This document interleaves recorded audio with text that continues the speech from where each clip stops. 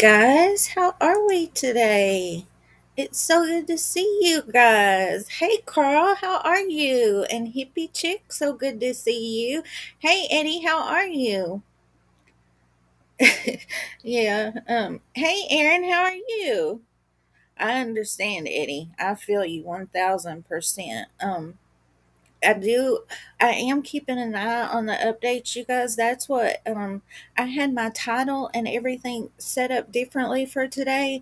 And then last night about midnight my time, so I would think it was about 9 p.m. their time, that in Washington, that the Chelan County Sheriff's Office put out an alert, and then about an hour ago they put out another alert. And hey Jen, how are you? Good to see you. Okay, no problem. Um, and Jen's helping me keep an eye on if there's any updates too. But they so they put out, and then the news was there already last night, and one news source was saying that they have seen him in the area and that's why they're searching there, and one local person said that too. But you guys know, if I only see it in one place, then I don't take it as fact. I've got to see it in at least two or three places. But that makes me hopeful. And then also, they put out, Chelan County Sheriff's Office put out another alert about an hour ago, and they're still in that area. And on the flight radar, Jen showed me that they're circling one spot. So let's pray that they get him today, you guys, and nobody else gets hurt. This is absolutely awful. But we do have a good update. Remember Grant Harden? Remember him? He was the escaped inmate from Arkansas, and basically he just walked out of the prison, you guys. He escaped on May the 25th around 3:40 p.m. and he was caught June the 6th around 3 p.m. So I was, and he was only caught about 1.5 miles away from the prison, so he didn't really get that far. And I'll read to you guys the post, and you guys, this makes me hopeful too. Okay, as soon as they let the U.S. Border Patrol take over the search for Grant Harden, he was found rather quickly, and okay, sounds good, Heather Bratt. I hope you're feeling better. Yeah, I know, Aaron, right? Um, but as soon it didn't seem like the U.S. Marshal Patrol had taken over hardly long at all, and Grant Harden was captured. So that makes me hopeful, because the Chelan County Sheriff's Office, they gave over the search for Travis Decker at 8 p.m. on Sunday. So hopefully we get the same outcome when the federal authorities take over. Um, Oh wow, Aaron, I saw they were in LA, but I didn't know they were there too. Goodness sakes. I'll read to you guys. I'm trying to save you guys from Grant Harden. They showed some pictures of him when he was captured, but one is with his shirt off, and we really don't need to see that. I mean, for real, for real. But I'll show you guys, I'll tell you guys what the Arkansas Department of Corrections said. They said, escaped inmate Grant Harden recaptured near North Central Unit Friday afternoon. Um, Escaped inmate Grant Harden has been recaptured and was taken into custody shortly after 3 p.m. on Friday, June 6th. Harden was found by Arkansas law enforcement officers and the U.S. Border Patrol near Moccasin Creek in Izard County, roughly a mile and a half west of the North Central Unit. Tracking dogs were able to pick up a scent in the area, and Harden was apprehended a short time later. The capture of Harden ends a nearly 2-week manhunt that included hundreds of local, state, and federal agencies. Let me see here. Thanks to the great work of local, state, and federal law enforcement Arkansans can breathe a sigh of relief, and I can confirm that violent criminal Grant Harden is back in custody, said Governor Sarah Sanders. I am grateful for all law enforcement who contributed to his capture and give special thanks to the Trump administration and Secretary Kristi Noem, who sent a team from Border Patrol that was instrumental in tracking and apprehending Harden. And I was wondering, you guys, what had why hadn't the tracking dogs been able to catch him before that? But they said there was a lot of rain. But I had always heard that tracking dogs that it made it better in the rain because it stirred up the scents. But I don't know. Don't take that as fact because I would have to look further into that. But it says let me see here. So this was basically just thanking each other. But what I wanted to show you guys was that remember we listened to let me see here. Let me find what else I was wanting to show you guys. Mhm. Remember James Appleton's sister. So he was convicted of killing James Appleton. Remember he was the water employee and that he killed on the side of the road. And I don't even have to say alleged because it's true for true.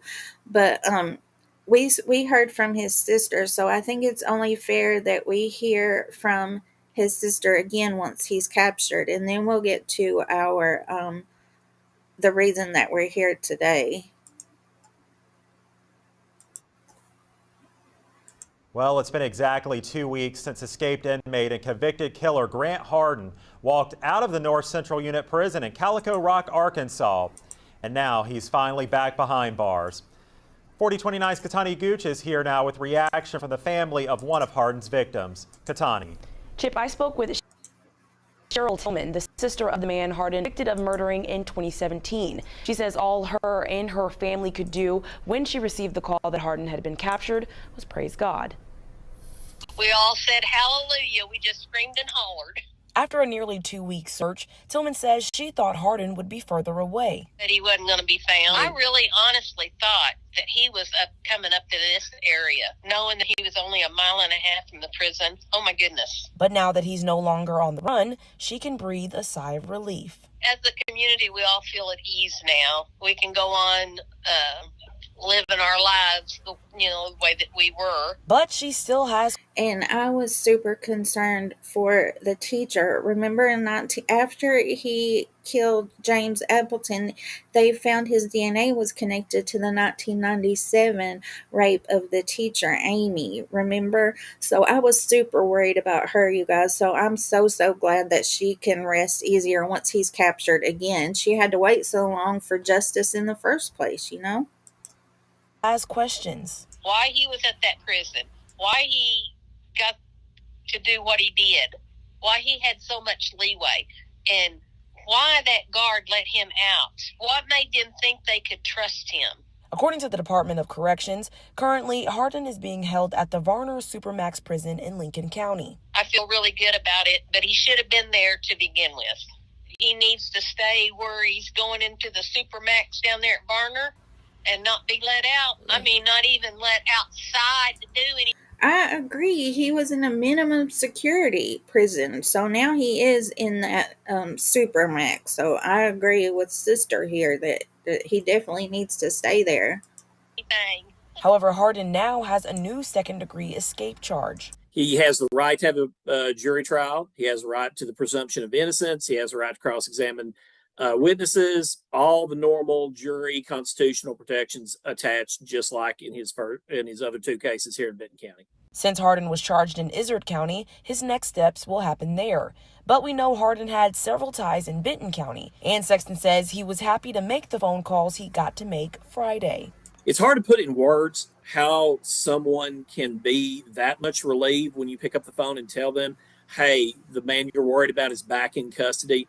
But each and every one of them, I know, had a lot easier rest over this weekend, getting that word late on Friday. Sexton couldn't speak more on what Harden's time in prison could look like, but he did say that if Harden ever reaches the point of parole, this is something that would be flagged by his parole officer. In studio, Katani Gooch, 4029. Well, geez, I hope that he never goes up for parole. If there's lots more people that deserve it more than him. Okay, you guys. So now what we're here today for is for Travis Decker. I have learned so much, and it hasn't even been a full week that I spoke to you guys last. I think it was just Thursday, maybe. So it hasn't even been a whole week yet, but so much has happened. And like I said, that today I wanted to tell you guys about some searches that I had learned. Hey Wolfie, how are you? Good to see you. That I had learned about him doing about Canada, and there's a new affidavit that I found about that. But then today, where he's possibly seen over the mountain, not very far from where Olivia, Evelyn, and Peyton were found, it leads me to believe that maybe these were a ruse, maybe, and he would definitely know about this kind of stuff. Okay, let me come back and share. And I had this all ready to go yesterday, you guys, but my neck had been bothering me. And I know most of you guys here, you know that I'm paraplegic, but when so basically everywhere that you go, if you guys walk a whole bunch and your legs get sore and stuff, where I roll myself a lot, my neck gets really sore. And so I had an ice pack on there. I think it was yesterday or the day before, maybe, but I burnt my neck, you guys, pretty bad. And so it was bothering me yesterday, so I decided to wait until today, but it is doing a lot better. But it sucks when your neck hurts and you want to make it feel better, and then when you're trying to help it, you hurt it worse. You guys feel me? Oh, good to know, Wolfie. Good to know. But first, guys, I just want to give you guys his stats and remind you again that the numbers to call are at the bottom of my screen on my ticker, and they're also in my description box. Oh, wait, I got to come back and make it bigger so you guys can see. Okay. So if you have any information, if you have seen him since the last time the girls were seen on May the 30th, or if you know where he is today, please call those numbers. And there is a $20,000 reward. I've heard of those, Wolfie, a TENS unit, but I've never tried to use that on my neck, but I'd say it would help in my shoulders too. And also, whenever when you're hurt like me, every time you transfer, you have to lift your whole body weight. So that's a lot on your shoulders and neck too. But I am doing a lot better, but I was kind of worried about it at first, guys. But we'll make it, right? Okay, so this was if you guys want to stay up to date on the Chelan County Sheriff's Office, that's where you'll find the most updates at for him. And he is 32 years old, and he is 5 feet 8 inches tall and 190 pounds, and black hair and brown eyes. And they did release some more photos of him on the 7th, and I'll show you guys those too so that you can see they show his tattoos better. Sure. That'd be great, Wolfie. Thank you. So it says hundreds of law enforcement personnel worked tirelessly conducting searches of dozens of structures and forest. Law enforcement members have conducted thorough searches of the forested areas, the rivers, and many structures in the area that Mr. Decker was last known to be in. We continue these search efforts, acting upon gathered information and tips from the public. Oh, and guys, the last I heard, they had received 500 tips from the public, so that's good.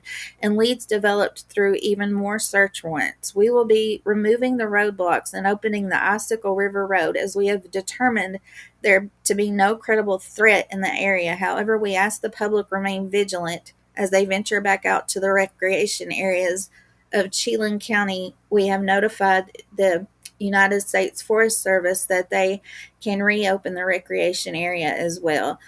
And it says, if you see something, say something, like we always say. And it says, we ask that the public continue to help us in this search. Please review your doorbell cameras and security cameras for signs of Mr. Decker.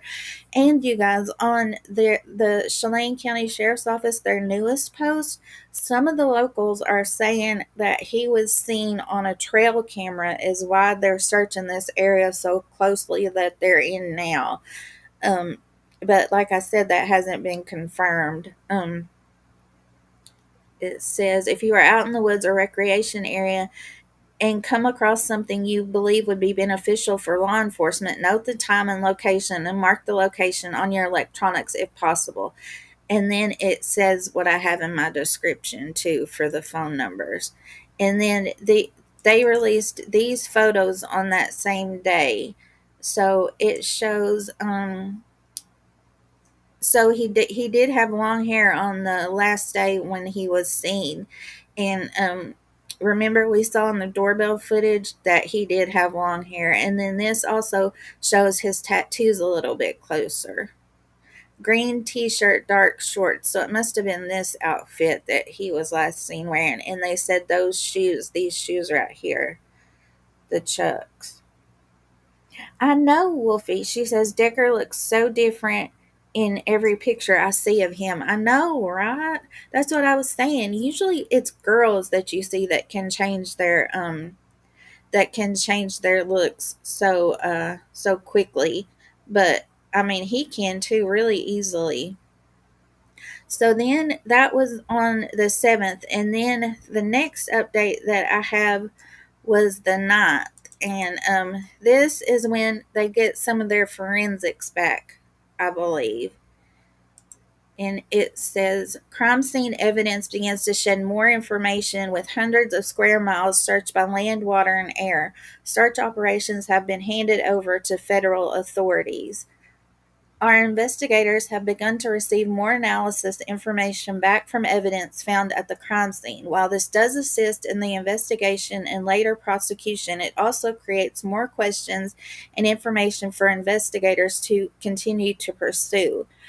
We have collected a large amount of evidence, many of the suspect's personal items from the truck recovered on scene. The suspect's dog was, and I did find a picture of the dog, you guys, Chinook. And bless it, you guys. I feel so bad for it because it's seen things that none of us would ever want to see. And you can't tell me that dogs don't have feelings. You will never make me believe that. My little doggy, he knew when I was upset or scared, and he was with those girls a lot, you know. So I'm sure he was very upset and scared that he couldn't help them, you know. It says the suspect's dog was recovered and turned over to the Humane Society for safe care. Blood samples taken from the scene have come back positive for belonging to a male, and another was not human blood. Further DNA and fingerprint analyses are still being conducted. Also, you guys, I saw a video on News Nation earlier today, and the fellow that was speaking on there, he said that it's from an unknown male. But here it says to a male. They're not saying that it's Decker, but they're not saying it's not Decker. But on News Nation, they're saying that it's not Decker. So I really don't know about that, guys. But hey, Aaron, thank you so much. It says an autopsy was completed on Friday by the medical examiner. The cause of death was determined to be suffocation and the manner of death was determined to be homicide. So, like we thought, you guys, that didn't leave any more clues about that. But it says, as of approximately 18 hours last night, so they were talking about Sunday night. It says Chelan County Sheriff's Office handed over command for search operations to federal authorities. We have reached a point where we need to rest our local resources. Our command staff continues to be engaged with the search command while we give our teams time off to rest and recuperate and be ready to join the search for and capture of the suspect.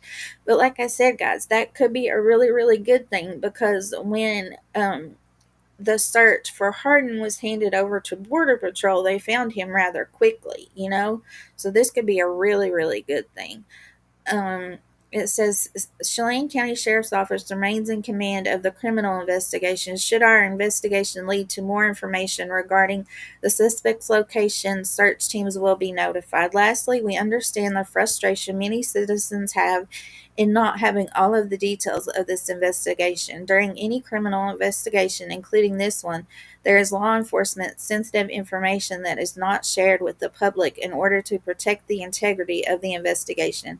We appreciate the public's patience, understanding, and cooperation during this complex and emotional investigation. So that leads us up to last night. It was about midnight for me when I counted back. But this is what they posted last night. It says, community alert, area of Ingalls Creek and Valley High. Law enforcement is searching for suspect Travis Decker in the area of Ingalls Creek and Valley High, as he is believed to potentially be in this area. Please secure your homes and vehicles, stay alert, and report any suspicious activity to 911. Residents and visitors will see a visible increase in law enforcement presence tonight as a precaution. Your safety remains top priority. If you see something, say something. So that was last night. And then about an hour ago, they're still searching in this area. And it says law enforcement continues its search for suspect Travis Decker in the Ingalls Creek and Valley High area. As the situation remains in effect, we appreciate the public's patience and cooperation. Residents and visitors are urged to secure homes and vehicles, remain vigilant, and report any suspicious activity to 911. A heightened law enforcement presence will persist as a precautionary measure. Public safety remains our highest priority. If you see something, say something. So, hey, Music City Mom, how are you? It's good to see you. So now I wanted to show you guys the updates from this morning, and then we'll go backwards of what I found out since Thursday that we were here, some more back history and things like that. But I'll show you guys this video first. So this is from last night, I believe.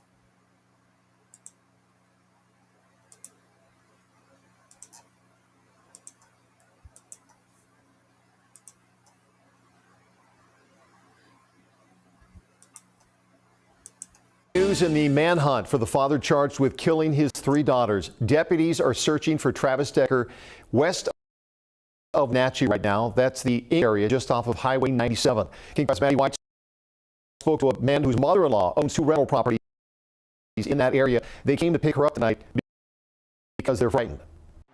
I'm off of Highway 97 in Shaston, right in front of the Ingalls Creek trailhead, and this is where law enforcement are actively searching for suspect Travis Decker. This is in the south corner of the encampments. It's the same area that was closed off until earlier today as authorities searched for Decker. Deputies want anyone in the area of Yeah, these areas were supposed to be closed off until June the 18th, I believe, and unless I'm confused about the specific areas, but then they decided to open them back up like I read to you guys, but then they get evidence that he is in that area, so I don't know.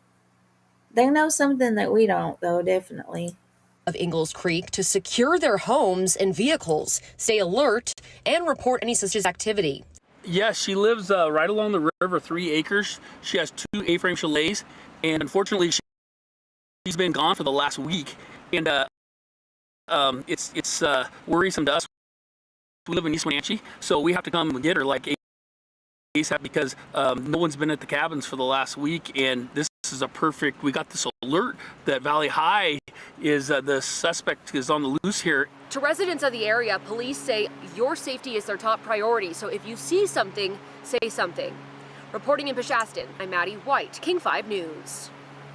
Earlier tonight, the community in Wenatchee held a benefit concert for the Decker sisters. It was put on by award-winning musician Virgil Eagle, who goes by the artist name Whiskey Trail. A donation box was also passed around to support their mother, Whitney. Yeah, music is magical, and it can do things that speech can't. The GoFundMe started in support of the girl's mother, Whitney Decker, is at nearly $1.2 million right now from 26,000 donations. That money is going toward expenses and legal costs. If you would like to donate. I don't know what was up with that, Jen. Hopefully not all my clips are gonna give us trouble. Hey, Miss W, how are you? It's so good to see you. Oh. So then that was last night. So then I have a few clips from this morning too.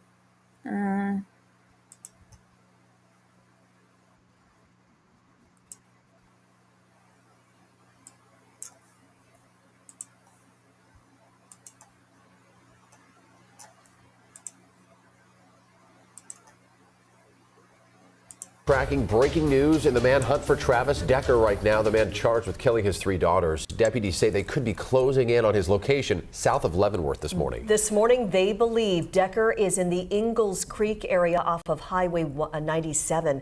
They're asking people who live there to take precautions to stay safe. King 5's Drew Andre is there this morning where multiple law enforcement agencies are combing the area. Drew, give us the details. Right, well, right now we're at a bit of a rest stop here just off of 97, and this is where law enforcement is also using a little bit of a rest area for them too. But we know where the search is going on is right across 97 there in that direction, which right now is partly blocked off from people going in there, and that is the Ingalls Creek trailhead. And we know to the right there are also homes that are back there, and those are the people that have been told. They have been they say, I don't know exactly where this is, you guys, but they said that it's southeast over the mountain of where the girls were found. So not very far, I don't think.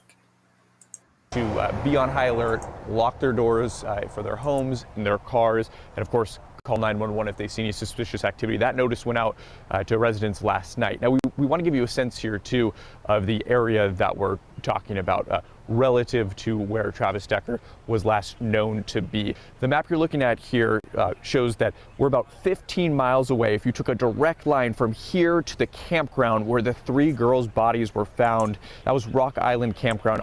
Oh, yay, he's telling us. So about 15 miles away.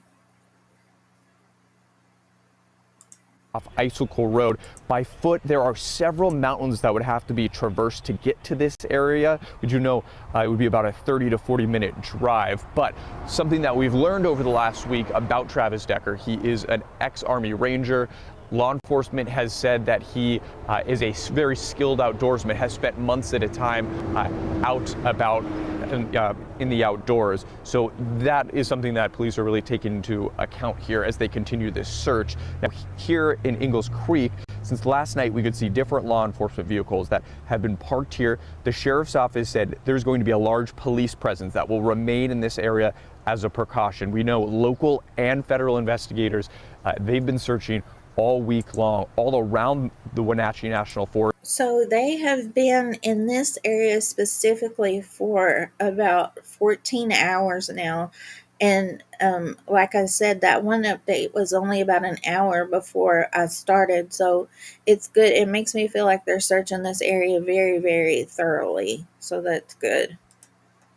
There have been some specific areas that have popped up, like the Pacific Crest Trail, where cell phone data indicated that he could have been. Coming up in the next half hour, we are going to speak with someone whose mother-in-law lives back in one of those homes there, and they were notified about this last night. So we'll continue to follow this here from Chelan County. For now, reporting live, Drew Andre, King 5 News.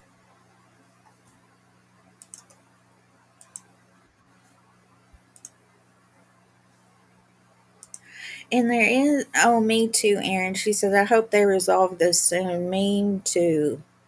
All of us do. And nobody else gets hurt. That's what we're praying for. There is one more video that I wanted to show you guys about this recent search, and they say that he was very possibly seen in this area. So that's what I wanted to show you guys. And let's see here.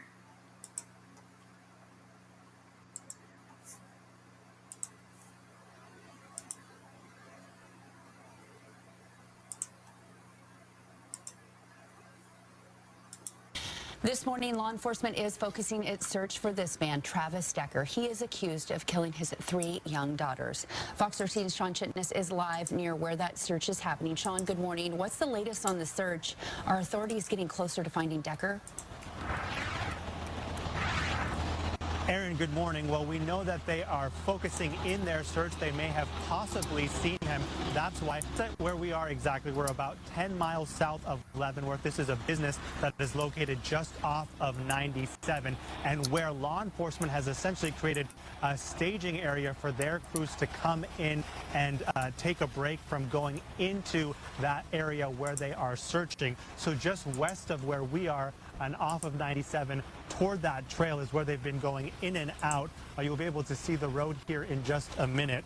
And so this is that entrance to where they think he may have been seen, the Ingalls Creek Trail. There's a road that goes up there, and it's the area of Ingalls Creek and Valley High that they are focusing in on. Last night, the Chelan County Sheriff's Office put out an alert saying they believed Travis Decker was potentially in that area. Deputies have been on a manhunt for a week now, looking for that father of 3 accused of killing his 3 young daughters, Peyton, Olivia, and Evelyn. Their bodies were found at a campground last week. The Sheriff's Office is asking anyone who lives nearby to secure your home and vehicles, stay alert, and report any suspicious activity to 911. They also... I think that that's all that I wanted to show you guys from this one. Now what I wanted to tell you guys was there is, I always try to remember that, Jen. I switched from StreamYard to Restream, and so there's an extra button that I have to press, and sometimes I forget. But there is, now I wanted to go back. There is something that I wanted to tell you guys. There is a correction that I would like to make from last time. That I'm not so for sure that he was an Army Ranger. Somebody in his platoon spoke that he was kicked out of Ranger Regiment for failing Ranger School, and then he was transferred to the 503rd Airborne Brigade Combat in 2017. And so he was in the Army from March 2013 to July 2021, and he did deploy to Afghanistan for 4 months in 2014.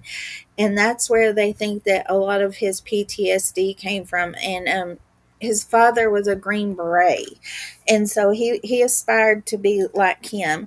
So but also I saved, so that there was a lot of the some new videos. Well, you guys have probably already seen them now, but some videos put out of the girls when, before they passed. And I would like to show that to you guys. I'll come back and make it bigger before I even start this time. And I screen recorded them so that I could show you guys better. And this is when they were really little. It's remember, Olivia was 5 and Evelyn was 8 when they were murdered, and this were when they were babies, you guys. This is my little sister Olivia, and we are in the horror. Let me show you around. Tell them your name. My name is Evie. This is Olivia, my baby sister. Look, and that big pile of hair is Evie, or just that face? That face. And what face? The face that's talking, or the face that is small? Hi, Tony. Good afternoon. How are you? And I forgot that it's Peyton that is videoing this, you guys. So, I mean, prepare to be hit in the feels, but I think it's good we remind ourselves that this is what it's really all about, you know? Then a face that's big. Let us show you the toy room. Let's get out of this. Here's the toy room, the games, the kitchen, and also the closet. Let us show you around. Especially our favorite game, the cupcake mix. That is the end of our video. And there is a more recent video that that I wanted to show you guys, and it is from Whitney Decker shared this with people, and I got from what she said from somebody from King 5, I think, but she shared this through her attorney, and she says, I think this fully encapsulates the girls' personalities. They were at my parents' house before school because they were going to the sock hop that night for the limbo competition. They did 5 smiles that morning to get the grumpy away. Oh.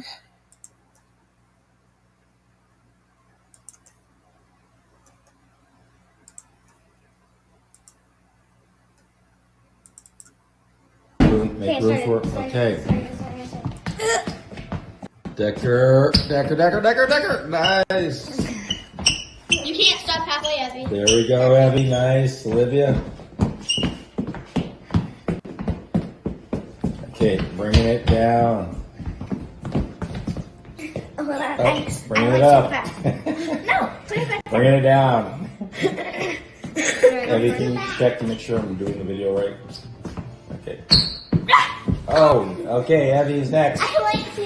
Nathan, can you make sure the video's on, please? I broke my butt. Can you check? You're on. Correct. Can you make sure? Yeah, it is. Wait.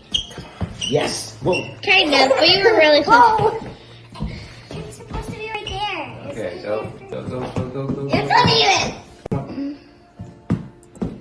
Nice. Abby. Little feet. Nice. Olivia. Come on, Olivia. Come on, Olivia.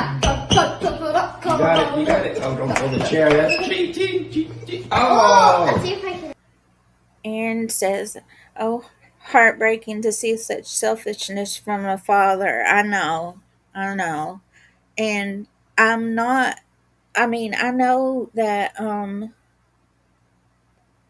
that we all know that our veterans don't get the help that they need and deserve, but I'm with you guys. I am, but we do have to say it's alleged right now that he's their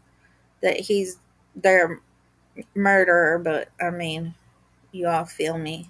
Oh yeah, move.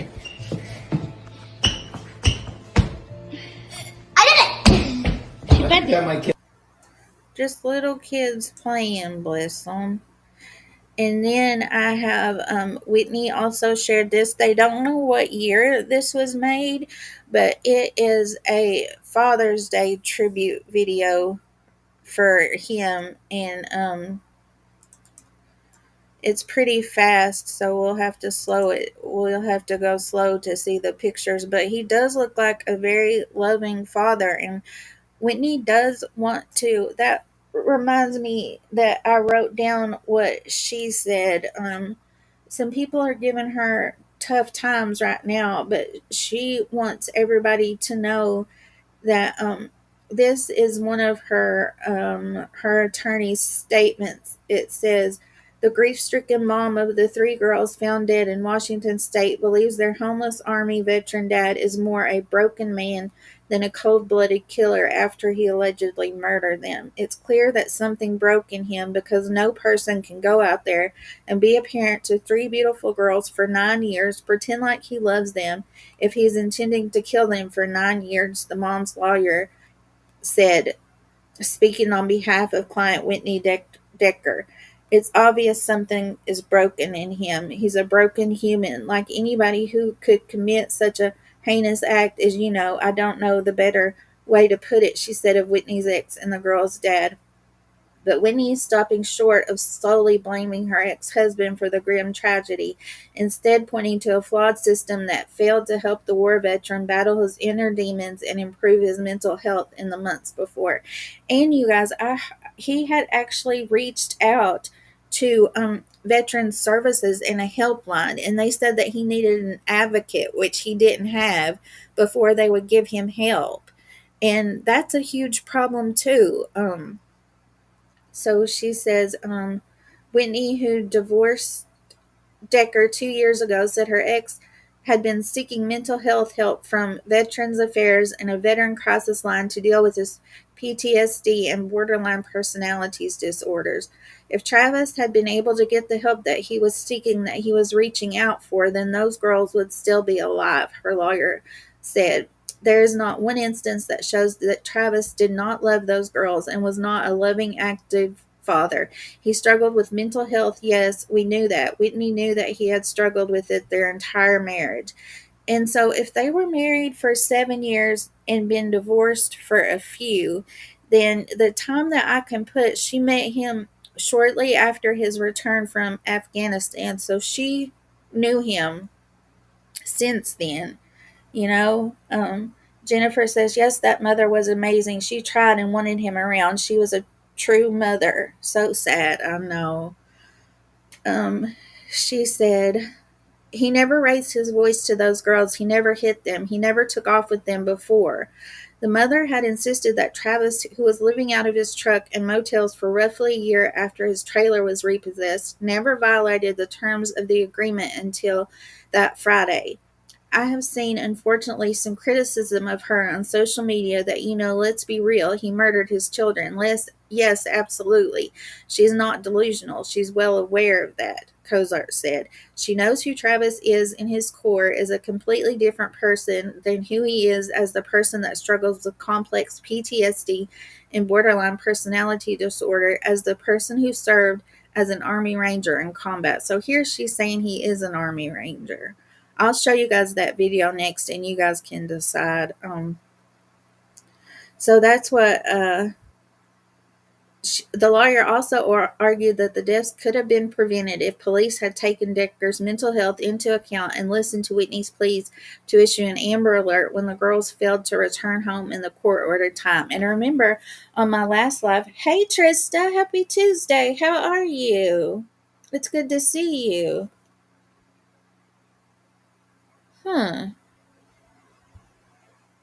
It worked for me last time. I don't know. I'll have to check on it. Let me see here. Oh, what I was going to tell you guys is I've been looking to different Amber Alerts too to see.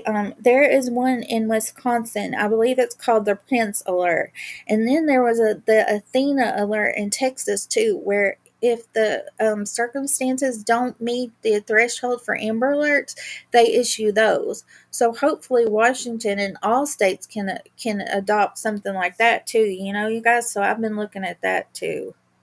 So let's go through and. All of these pictures are just so adorable. And it is so hard to believe that a dad that could do all of this and be so present could do that. So I wanted to show you guys that. And let me see. There is one video. This is the one I wanted to show you about somebody in combat spoke about him.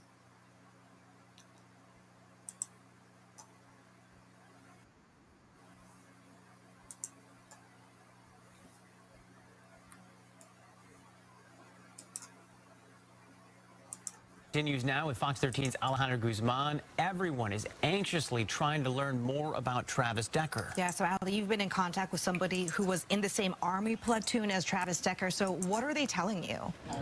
Well, they're sharing quite a bit. I can tell you that there's more clarity now as to who he is, his personality. these last few years, and some of his following this tragedy. Now, the individual who I've been speaking with does want to remain anonymous, but they did share these images of Decker back from 2017 after they were finishing. I accidentally pressed the wrong button, you guys. That's what I was blowing about. Harlot, it's so good to see you. How are you? I'll have to fix that, Jen. Jen says, such an amazing, loving family. So sad. I blame Big Pharma and medical help for our veterans. They don't get the well-deserved help. Nope. You're absolutely right. Finishing a march in Europe. The two were in the same squad, in the same platoon, in the same company, while they were stationed together in the 503rd Airborne Brigade combat team with the 173rd Airborne in Italy. They tell me Decker was kicked out of regiment for failing Ranger School. Now, many of you have been questioning whether or not he was a Ranger. We've all seen some of the same photos of Decker in his uniform with a Ranger patch, but according to my source, he wasn't, because after getting kicked out, that's when Decker was transferred to their platoon, and that's where they share a little bit more about who he was, just saying that he was a fit but quiet guy, sort of an outcast, yet a hard worker and a bit of a narcissist.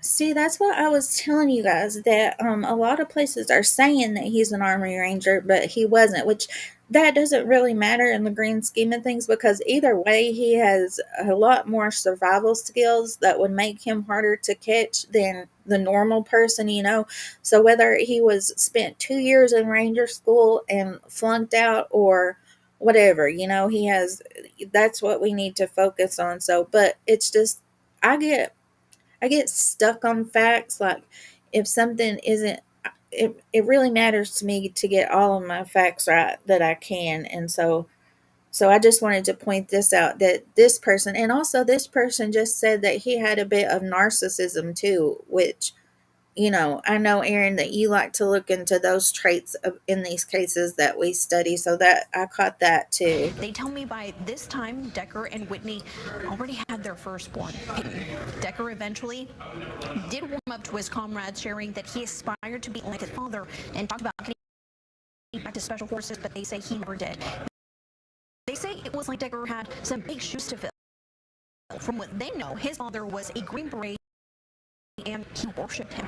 They did remain friends on social media, but they say that after these murder and kidnapping accusations, Decker actually deleted all of his videos and pictures and started unfollowing the majority of those who were in his company.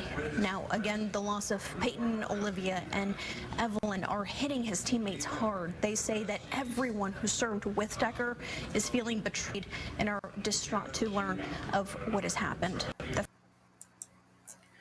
I would say so, and rightfully so. I'm sure everybody who knew him feels betrayed in some way. Now there's one more thing that I wanted to show you guys. Well, yesterday makes one 1 week ago yesterday, the three girls were found, and something else came out when they got some search warrants back.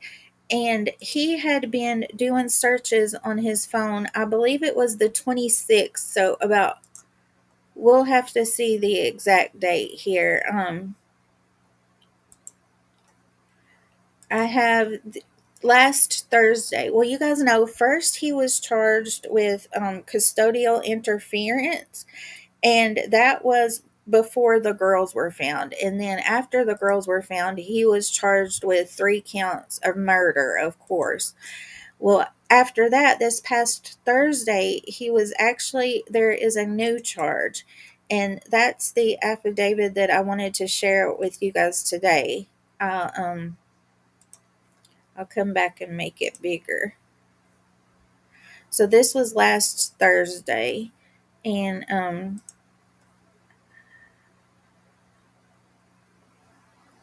so this is the U.S. Marshal Service. So he was charged with unlawful flight to avoid prosecution.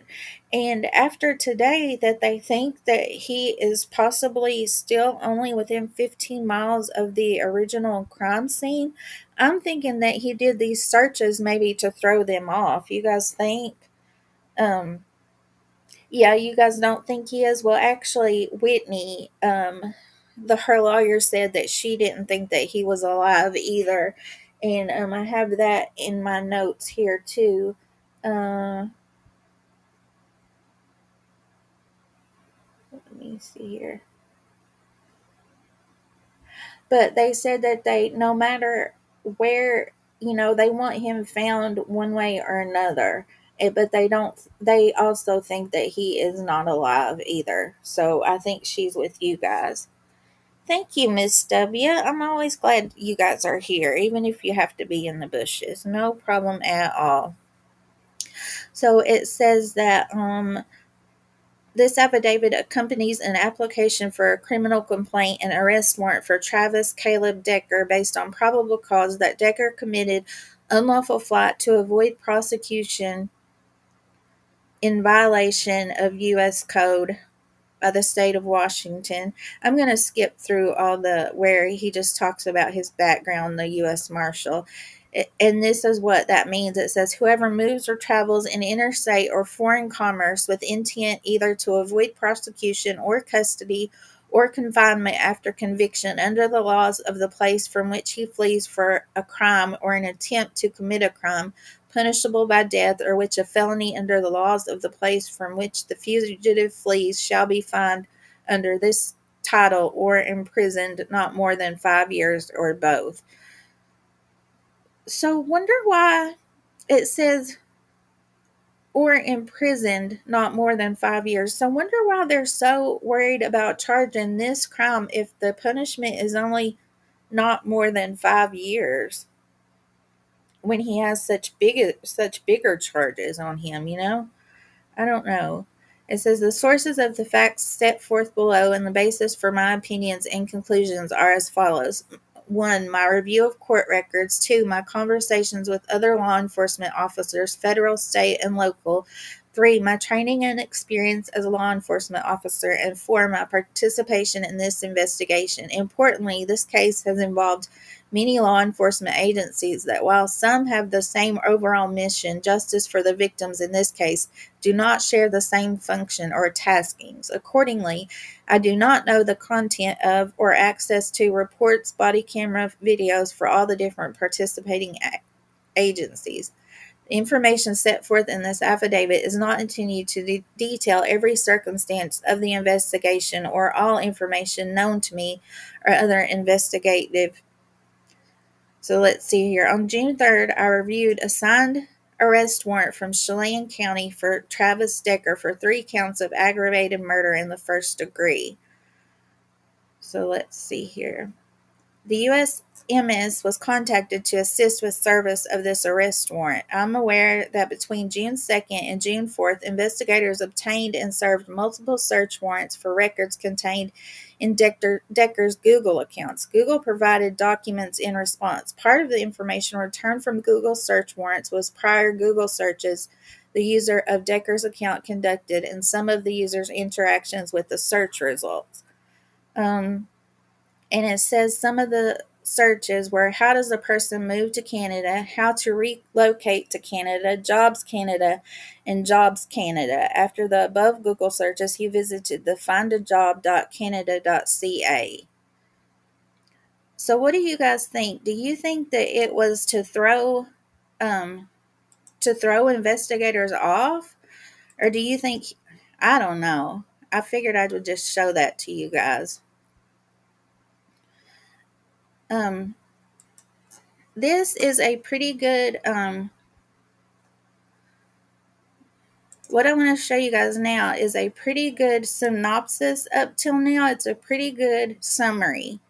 And so I thought we could watch this just kind of in remembrance of the week, the week and a day since the girls were found.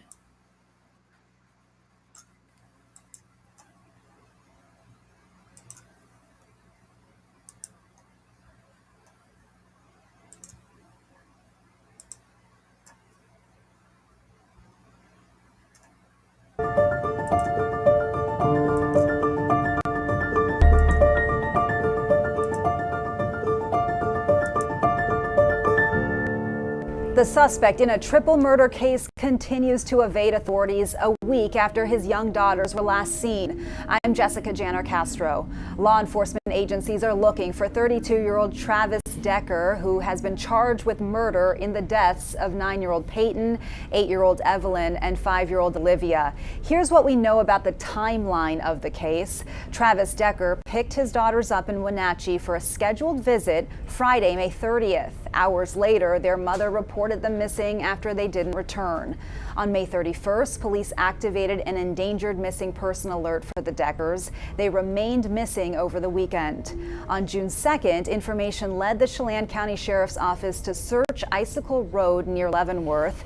There, they found Travis Decker's truck near the Rock Island campground. Law enforcement searched the surrounding area and they found the 3 Decker children dead.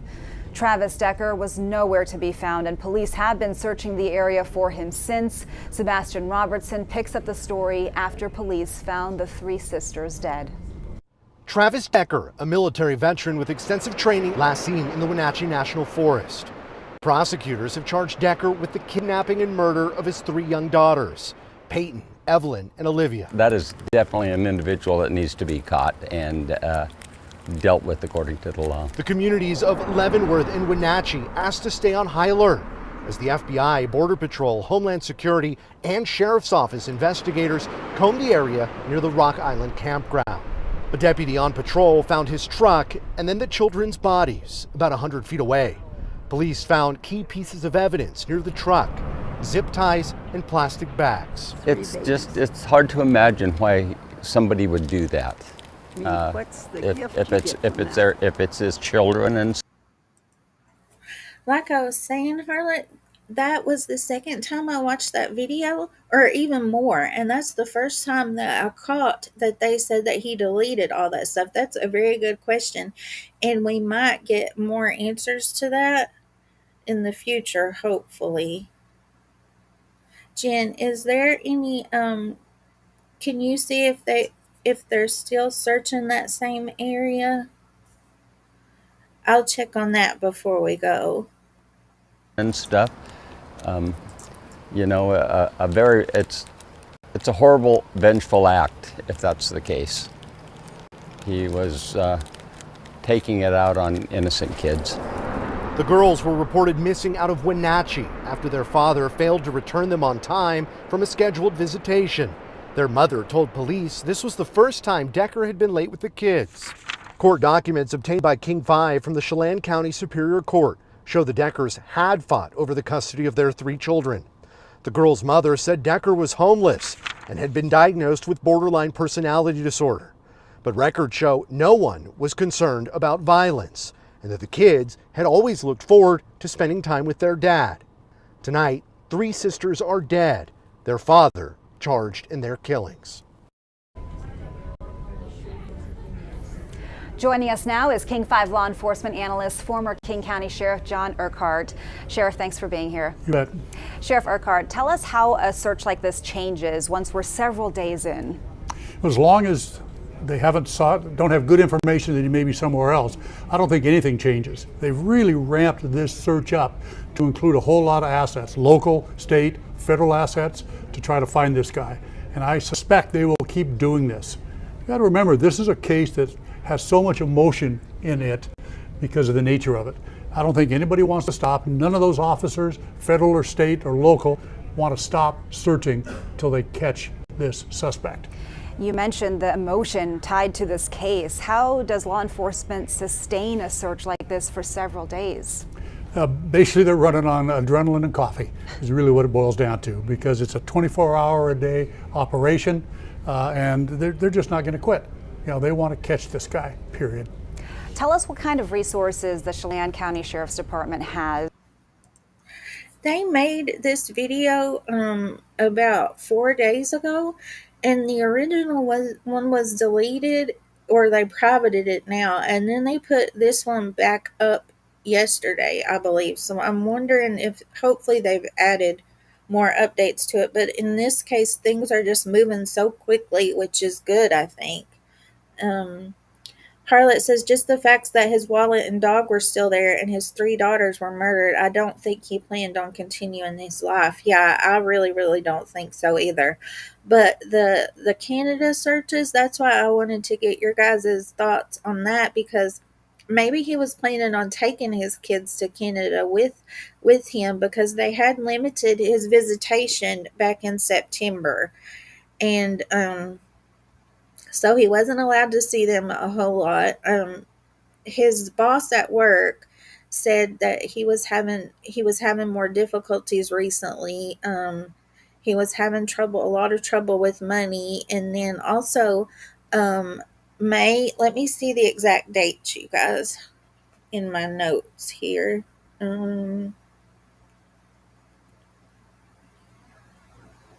May 4th, he was in a car accident this year, and he left the scene, and it says call notes say there was no damage to the other vehicle when patrol arrived, and the other driver declined a need for further follow-up.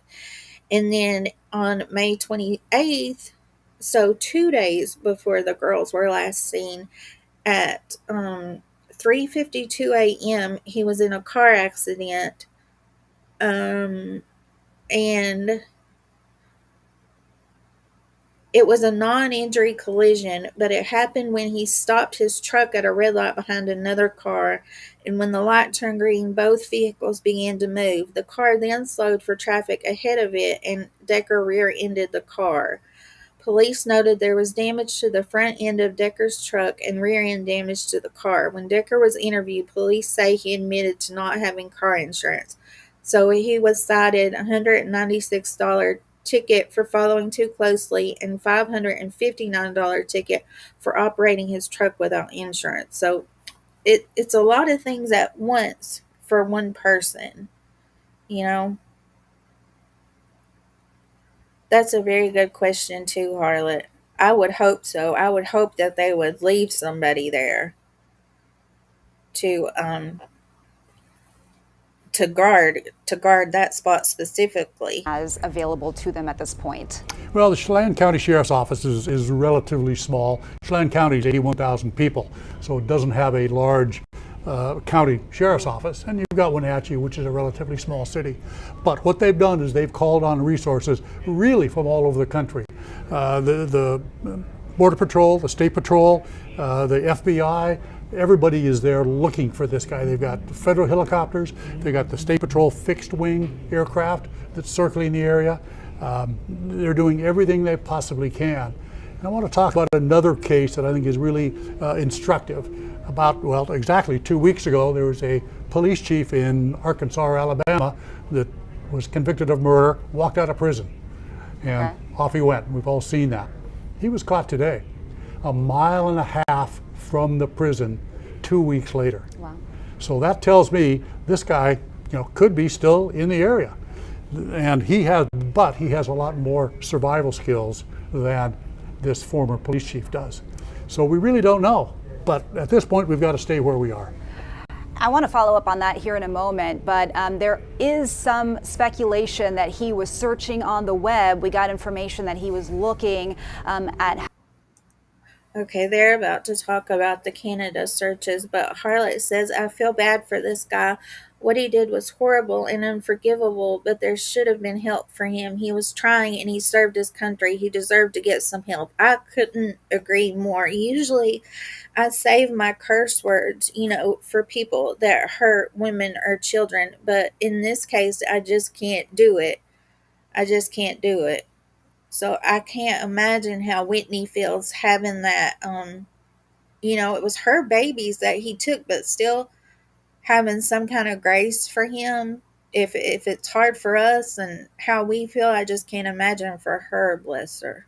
At how to move to Canada in recent days. So does that change things for law enforcement at all? As you mentioned, he could be right there, just tucked away in the wilderness, but could he also be making a move across the border, and how does that play in? Sure, he could be on that Pacific Crest Trail that runs right up into Canada. Yeah. But there are border people on both sides of the border there. That seems like a long shot to me that he would be able to make it to Canada, especially apparently without a car, as far as we know. I know they'll be looking at stolen cars in the area, if there are any. I think that's kind of a long shot. Okay. Maybe his plan was to drive the girls up into Canada, and obviously that changed. We just don't know, but they'll take that into consideration, and they'll let the Canadian authorities know about this. Yeah, a lot we don't know in this case, how much of a head start he may have had on authorities as well. You mentioned his survivalist skills. How does that play into what authorities are thinking in terms of his mindset? Well, it's one thing for you or me to go up into the woods and try to survive for any period of time, and probably wouldn't last very long. No. If he's got experience, if he's been in the woods before, depending on how long he planned this, he could have stashed food and other survival gear up there. Again, this is all supposition. We just don't know. So what we have to do, what they have to do, is work on what they have, which is that general area, and either expand it or contract it as they continue. And any final thoughts on the search? We only have a few seconds left, but what you're going to be watching for in the next few days? I'm surprised they haven't caught him by now or found his body. So we'll see. Okay. Sheriff Urquhart, thanks so much for your time and being with us today. Several days into the search for Travis Decker, the Chelan County Sheriff says there are concerns Decker may be able to live off the land for weeks, if not months at a time, because of those survivalist skills we talked about. Jim Nelson is in Wenatchee with what we've learned. The outpouring of support seems never-ending. My heart goes out to the family, and just hearing about this, I can't imagine this happening. Terry Frank and family brought flowers. Here you go, honey. That's for you guys. One. And then, you guys, we have to remember the community too, because Whitney made sure these girls were deeply involved with their community.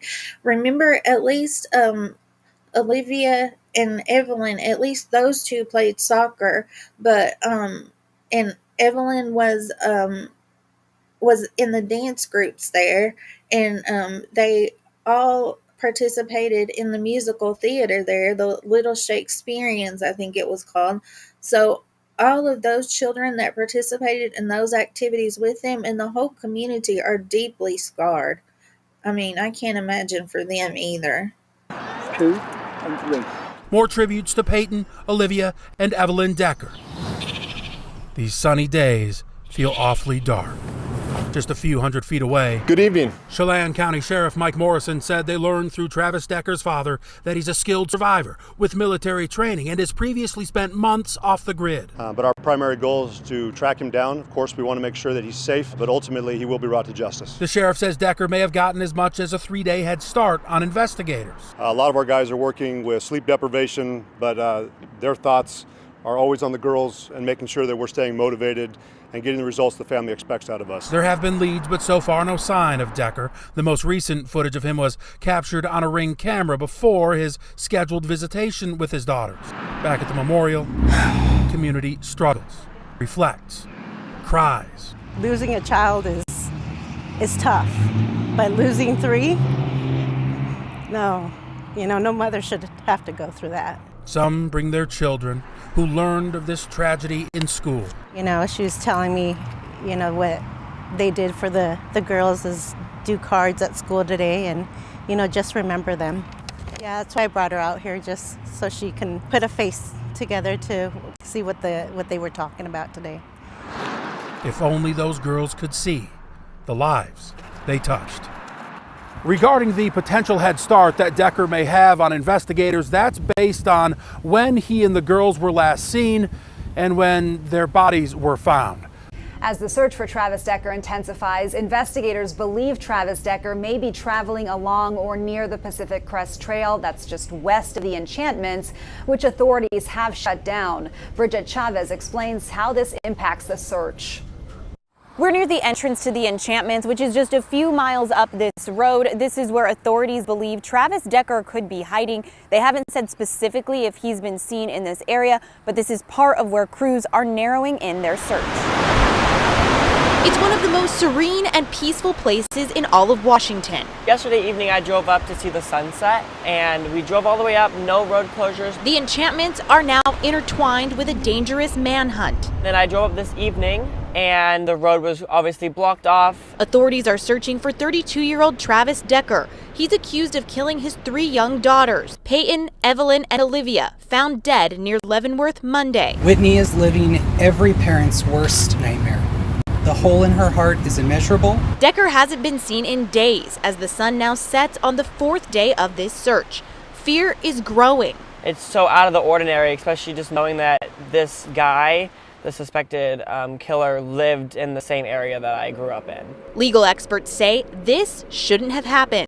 There were a number of red flags. Decker, a veteran, had documented mental health issues, and yet Professor Deirdre Bowen says the system left the children vulnerable. She points to court records that show the girl's mother raised concerns during a parenting plan modification last fall. Clearly, these 3 children should not be sleeping on a mattress in an armory of what appeared to be a men's homeless shelter. A dark cloud now hangs over these mountains, but locals say the light here will shine again. Hopefully, they obviously find the person that did all of this. I hope it doesn't affect what everyone's perceives this as, because it is a very beautiful place. Authorities say if you see Decker, do not approach him, call 911. There is now a $20,000 reward for any information that leads to his arrest. In Leavenworth, Bridget Chavez, King 5 News. The search for Travis Decker is widening, and some residents who live along Icicle Road in Leavenworth are right in the middle of it. Alex McClune speaks with the son of 2 residents who has concerns about safety. We're heading to my parents' house. They're up Bicycle Creek. This all here is my parents' property. Dean Summers knows this part of Chelan County like the back of his hands. There's all kinds of hidden caves throughout the side of this hill here. There's probably hundreds throughout the whole hillside here. So. Heavily. Wow, he said hundreds of caves, you guys. Oh my goodness. When I read the first affidavit, you guys, it didn't say about the dog. So you guys are on to something good about the dog. I'm going to see what else I can find. Heavily wooded and populated by more armed search teams by the day. Mountain Town Living, he's a groundskeeper here, and for others in this part of Chelan County. I don't feel like my parents are safe. I don't think the neighbors are really safe. Dean's been here for 20 years. He knows his neighbors can afford to feel safe with their homes and vacation cabins. That's why he's tried to get them to heed the warnings. Law enforcement rushed around the area Friday and slowly flew above by helicopter. Hopefully they're making headway. Oh, here's number 6. Like Icicle Road, Dean can only go so far. It's that safe here that they don't contemplate danger. A beautiful backdrop for a dangerous situation. Residents here are urged to lock their doors and leave their lights on at night. Alex McClune, King 5 News. We dig into what happened before the 3 Decker girls went missing and the clues investigators are uncovering from Travis Decker's past. That's coming up after the break. As investigators search for Travis Decker, his past is offering clues to what happened before his 3 daughters went missing. We know Decker was a military veteran with extensive training who could pose a significant threat if confronted. Greg Copeland digs into court documents that shed light on Decker's mental state. Court documents paint a picture of a troubled father and Army veteran who became homeless after his divorce.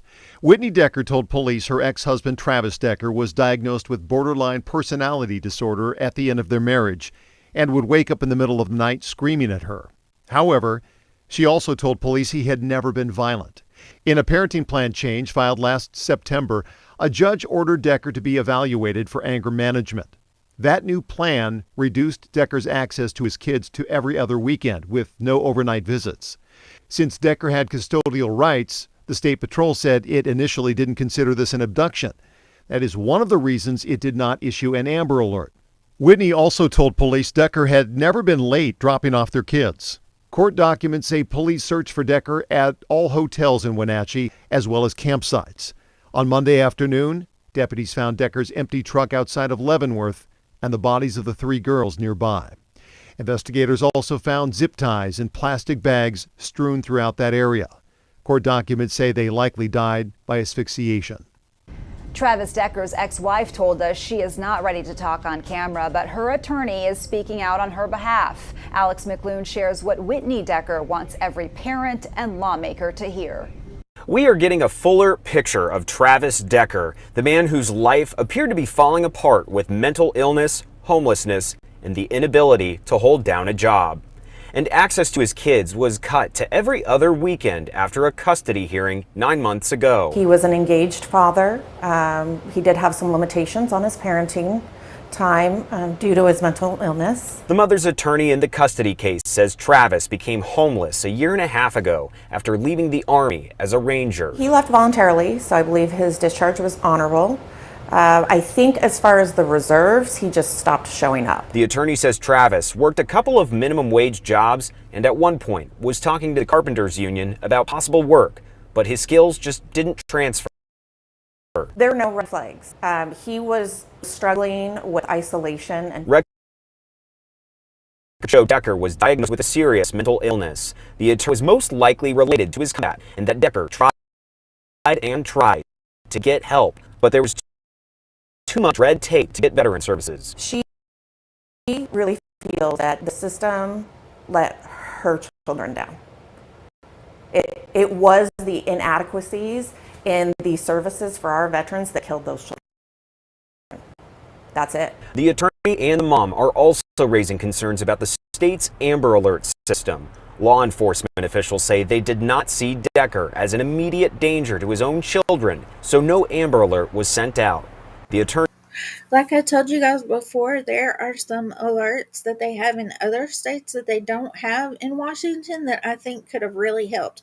I'm going to look further into those, and I'll tell you guys what I find next time, because we can mention that to our state lawmakers and legislators, and hopefully, we can make change in our own states.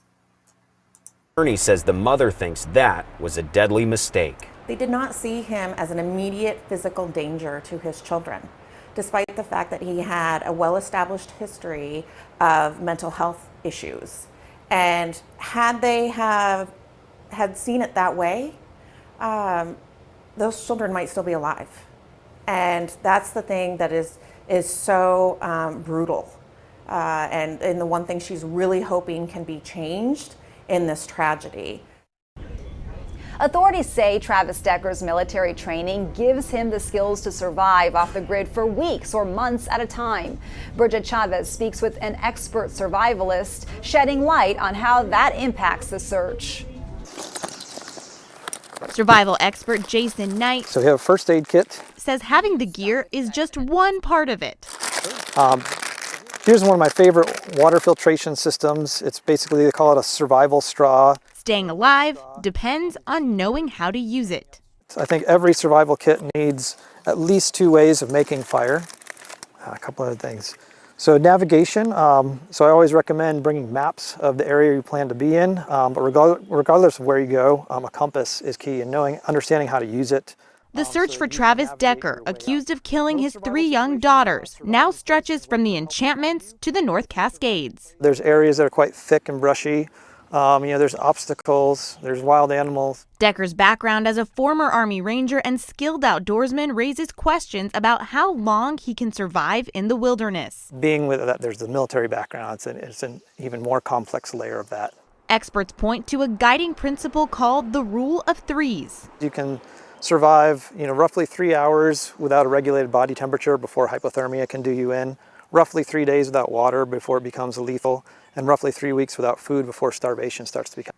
They said, we know that he came to this area at least the day before the girls were last seen, so he could have stashed unlimited supplies out here, and plus with his training, who knows.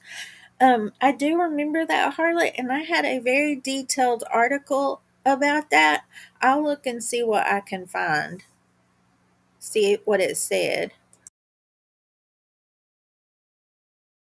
Become a problem. Making it that long, even with training, isn't guaranteed. There's the social isolation portion of it, the psychological aspect that can be difficult. In terrain this vast and with skills like Decker's, survival is possible, but even for the most prepared, it gets harder with time. Even the best survivalists struggle with getting enough of the right foods over the long term. How long someone can last, that's the unanswered question.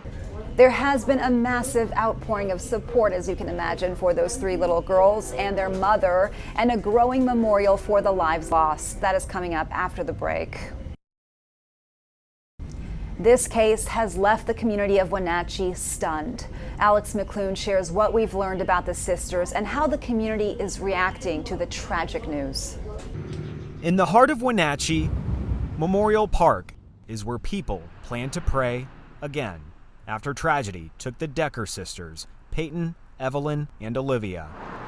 Word about their disappearance spread over the weekend and turned into tragedy Tuesday after their father allegedly took their lives. We got a notification on it at the St. Francis that said be on the lookout for him, so we will keep our eyes open and peeled for him. Wenatchee resident Cole Turner was in Leavenworth visiting his parents over the weekend.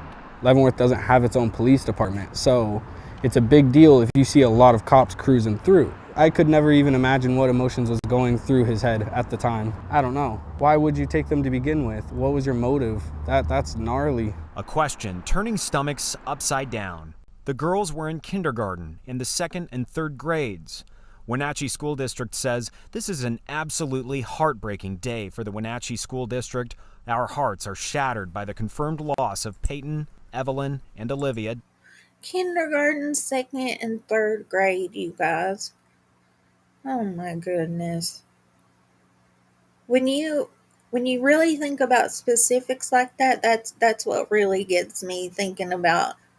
Oh, and I think I saw a picture where Olivia, she was the baby of the 3, and I think they had taken a picture of her at her kindergarten graduation, and Peyton was taking her little hat off and putting it on Evelyn's head, and oh, bless them. Decker. Our focus right now is entirely on supporting their family and our Lincoln school community through this unimaginable pain. As the sun starts to set, a family friend says their mother is starting to learn to live without her daughters. Just praying for the family, praying for the mom, because the mom's got to be going through some stress right now. The day after the girls were found dead, about 300 people attended a vigil in Wenatchee for those young victims. Many were children themselves. They played sports or participated in other activities with those girls.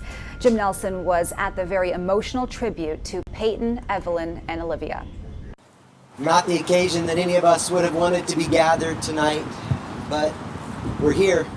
This is the last place anyone wanted to be overcome with such sadness. Obviously it's hard. I've been really proud of the girls. They've all been so supportive of each other and giving each other hugs. To be remembering 3 young lives, children, grieving children. I really miss her, and I just think it was too early. They prayed that Peyton, Olivia, and Evelyn would come home safely. But when that flickering hope burnt out, reality set in.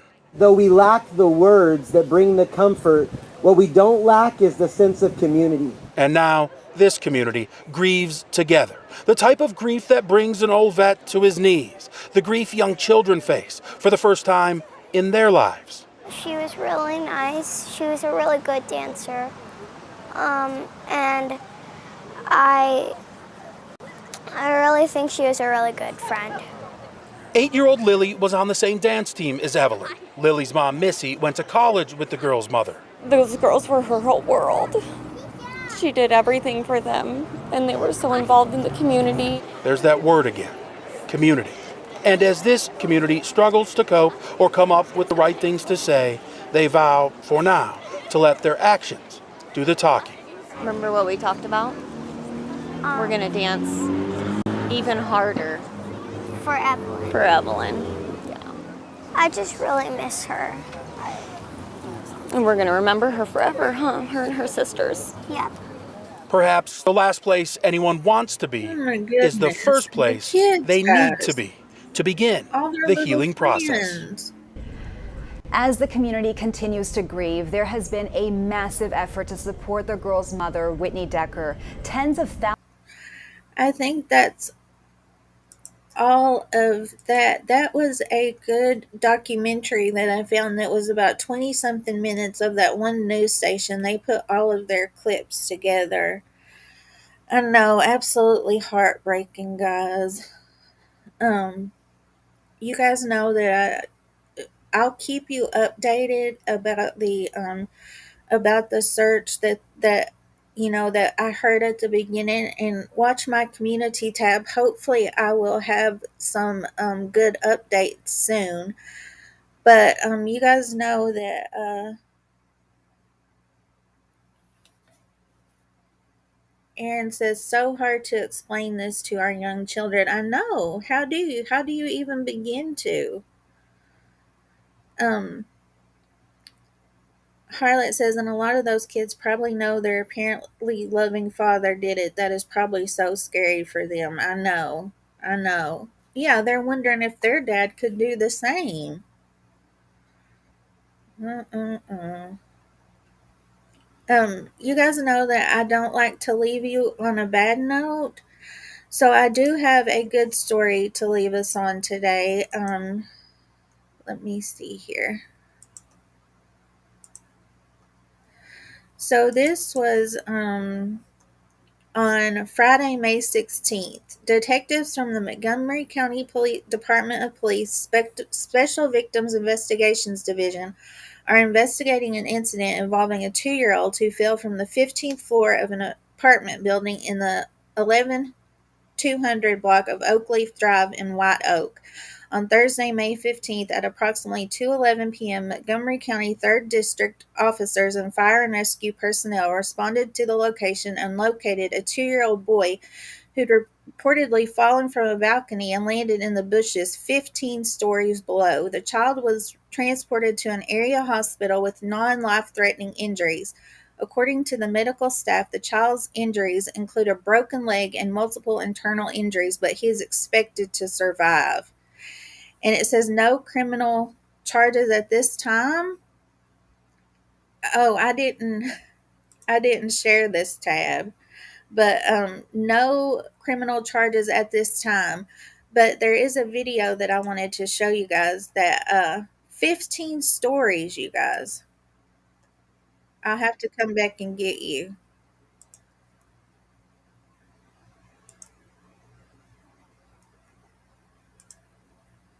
How crazy is that?